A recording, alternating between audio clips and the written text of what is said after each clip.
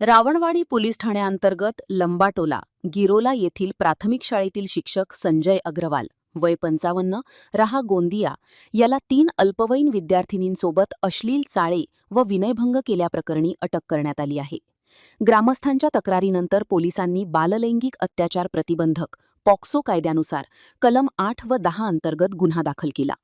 घटनेनंतर आरोपी फरार झाला होता, मात्र पोलिसांनी त्याला अटक केली. विशेष म्हणजे 3 वर्षांपूर्वी गोंदिया तालुक्यातील डांगोर्ली येथे कार्यरत असतानाही त्याच्यावर अल्पवयीन मुलीचा विनयभंग केल्याचा गुन्हा दाखल झाला होता. या पार्श्वभूमीवर शिक्षण विभागाने संबंधित शिक्षकाला तत्काळ निलंबित केले असून प्रकरणाची गंभीर दखल घेत पुढील कारवाई सुरू केली आहे. या घटनेमुळे परिसरात संतापाचे वातावरण निर्माण झाले आहे.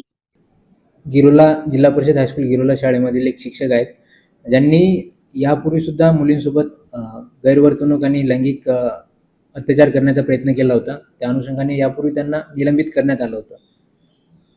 परत त्यांनी ही घटना गिरोला येथील जिल्हा परिषद शाळेच्या 3 मुलींसोबत करण्याचा प्रयत्न केला आणि या अनुषंगाने माननीय पोलीस अधीक्षक यांच्या कार्यालयामार्फत संबंधित पोलीस स्टेशनला माहिती देऊन संबंधित शिक्षकाविरुद्ध FIR दाखल करण्याच्या सूचना देण्यात आल्या होत्या.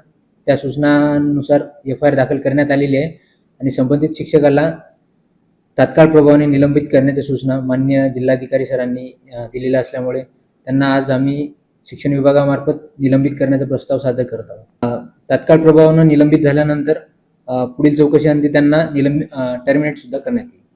बरोबर. काल रावणवाडी पोलीस स्टेशनला संध्याकाळी 5 वाजता ही तक्रार आपल्याला प्राप्त झाली होती. त्यामध्ये जे अल्पवयीन ज्या विद्यार्थिनी आहेत त्यांच्या आईवडिलांनी अशी तक्रार दिली की सदर जे आरोपी शिक्षक आहे त्यांनी दिनांक 25 रोजी शाळेमध्ये त्यांचा विनयभंग केला होता.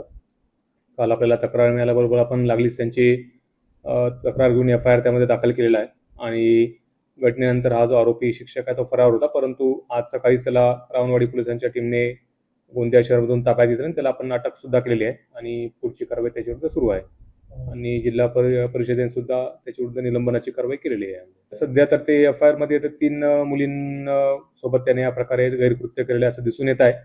परंतु आपण याच्यामध्ये बाकी जे मुली आहेत त्यांची सुद्धा महिला व बालविकास डिपार्टमेंट आणि जे महिला अधिकारी आहेत त्यांच्यासमोर स्टेटमेंट आपण नोंदवणार आहोत, जेणेकरून इतर कोणासोबत जर त्याने असं काही कृत्य केले असेल तर त्याचा सुद्धा आपल्याला तपास करता येईल. बरोबर आहे. आता त्यावेळेस त्याला काय डिपार्टमेंटल ॲक्शन घेतली होती ते मला माहीत नाही, परंतु आज ते जिल्हाधिकारी महोदयांसोबत बोलणं झालेलं आहे आणि ते वारंवार असे कृत्य करत असल्यामुळे त्यांनी सुद्धा त्याच्याविरुद्ध डिपार्टमेंटल ॲक्शन सुरू केलेली आहे.